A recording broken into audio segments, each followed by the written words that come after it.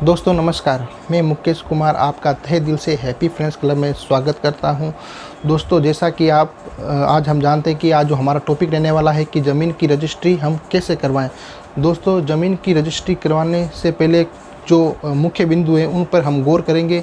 और दोस्तों जैसा कि आप जानते हो कि हर आदमी का ख्वाहिश होता है कि वह ज़मीन ले, उस पर अच्छा सा मकान बनाए, क्योंकि वह उस पर बहुत सारा पैसा इन्वेस्ट करता है। लेकिन दोस्तों छोटी सी जो बातें होते हैं जो लोग गौर नहीं करते हैं कि ज़मीन खरीदने से पहले क्या उनको ध्यान देने वाली बातें नहीं मालूम होती है, और जिसकी वजह से कई बार वह धोखा खा लेते हैं और जो उनकी मेहनत की कमाई है वो बिल्कुल ही ख़राब हो जाती है। तो दोस्तों ज़मीन खरीदने से पहले हमको क्या बातें ध्यान में रखनी चाहिए।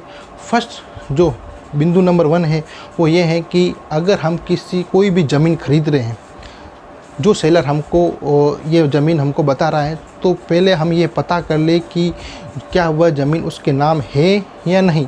इसको जानने के लिए हम हर स्टेट की अलग अलग साइट होती है। जैसे राजस्थान के अंदर अपना खाता है और वैसे हर स्टेट की अपनी अपनी साइट होती है, तो उस पर आप जमाबंदी में जाके यह देख सकते हो कि वास्तव में क्या ये 10 बीघा या 20 बीघा जो भी उनमें से वो ज़मीन दे रहा है कि वास्तविक रूप से उसके नाम है या नहीं।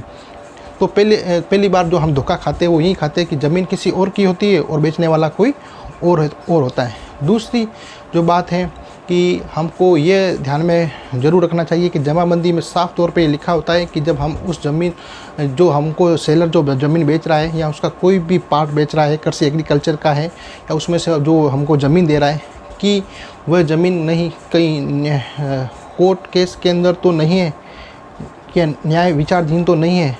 कई बार ऐसा भी होता है कि जब ज़मीन होती है आपस भाइयों में, तो उनमें आपसी झगड़ाव के कारण जो मुद्दा है कोर्ट के अंदर चला जाता है और वो ज़मीन कोर्ट केस के अंदर रहने के कारण न्यायाधीन विचाराधीन रहती है। तो हमको ये बात भी गौर करना ज़रूरी है। नंबर जो बात 3 है वो हमको ये ध्यान रखना है कि जब हम कोई सेलर है और हमको वो ज़मीन दे रहा है, तो ऐसा नहीं हो कि उस सेलर ने खुद पर वो ज़मीन खरीदने के लिए लोन लिया हो और वो हमको बेच रहा हो। जब तक लोन उसका क्लियर नहीं होगा तब तक वह हमको ज़मीन नहीं दे सकता है। इसलिए हमको ये भी बहुत बात जो इम्पोर्टेंट है ये हमको ध्यान रखने में ज़रूरी है। कई बार हमको ये जानकारियाँ न होने की वजह से हम कई बार जो बिल्कुल चंगुल में फंस जाते हैं और हमारा जो पूरा का पूरा पैसा है वो इन्वेस्ट न होके कहीं और जगह बर्बाद हो जाता है। तो ये हमको बातें बहुत ध्यान में रखने की ज़रूरी है। और चौथी जो बात है कि जो सेलर हमको ज़मीन बेच रहा है, क्या वास्तव में उसके पास पावर ऑफ अटॉर्नी है। ऐसा नहीं हो कि ज़मीन किसी और को हो और वो ऐसे ही मालिकाना हकदार बन के हमको ज़मीन बेच रहा है, तो ऐसे भी हम धोखा खा सकते और हमारा जो भी पैसा है वो कहीं ना कहीं हमारा वेस्ट हो सकता है। अब हम बात करते हैं कि ज़मीन की रजिस्ट्री हमें करवानी कैसी है।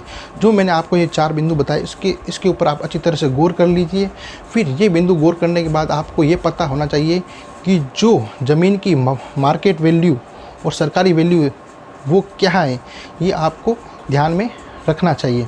जब आप सेलर और बायर दोनों मिलकर सब रजिस्ट्रार ऑफिस जाते हैं तो वहाँ अपने किसी भी एक वकील को हायर कर सकते हैं और वकील हायर करने के बाद वो आपके जो भी है डॉक्यूमेंट्स, जो भी कागज़ है जो भी चाहिए होते हैं वो बना लेता है, जिसके अंदर आपके पर्सनल आईडी कार्ड होता है, वोटर आईडी कार्ड मान लीजिए, और आधार कार्ड होता है, ये आपको जमा कराने होते हैं। दूसरा कि जो आप ज़मीन ले रहे हो उसके ऊपर आपको स्टाम्प ड्यूटी देना पड़ता है। अब कई बार लोग पूछते हैं कि स्टाम्प ड्यूटी क्या होता है। स्टाम्प ड्यूटी एक ऐसा टैक्स है जो भारत सरकार के द्वारा सेलर से बायर खरीदने पर जो ट्रांसफ़र करने पर जो टैक्स आता है वो सरकार को हमको चुकाना होता है। तो ये एक प्रकार का टैक्स है जो ज़मीन खरीदने पर हमको देना पड़ता है। अच्छा, दूसरी ये बात है कि अगर मान लीजिए कि आप किसी से ज़मीन खरीद रहे हैं, मान लीजिए कि आप उस ज़मीन को 10 लाख में खरीद रहे हैं और जबकि उसकी सरकारी रेट 8 लाख है, जो रेट ज़्यादा होगी उसी के ऊपर स्टाम्प ड्यूटी पे लगेगा। तो ये आपको ध्यान रखने वाली बात है।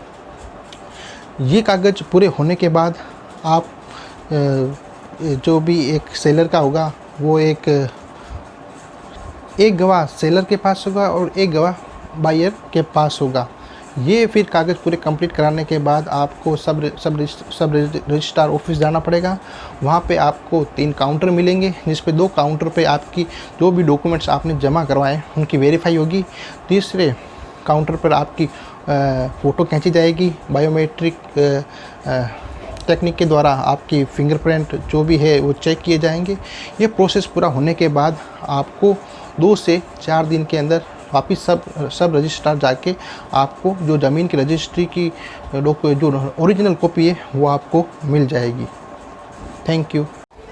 जैसा कि दोस्तों आप जान चुके हो कि ज़मीन की रजिस्ट्री हमको कैसे करवानी है, वह ज़मीन खरीदने से पहले हमको किन किन बातों का ध्यान रखना ज़रूरी है। तो दोस्तों इस वीडियो को लाइक करें, शेयर करें, सब्सक्राइब करें और बेल आइकॉन का निशान आपके पास है उसको प्रेस कीजिए ताकि इस चैनल के थ्रू जो भी वीडियो बनती है वह आप तक पहुँचे। Thank you, wish you all the best.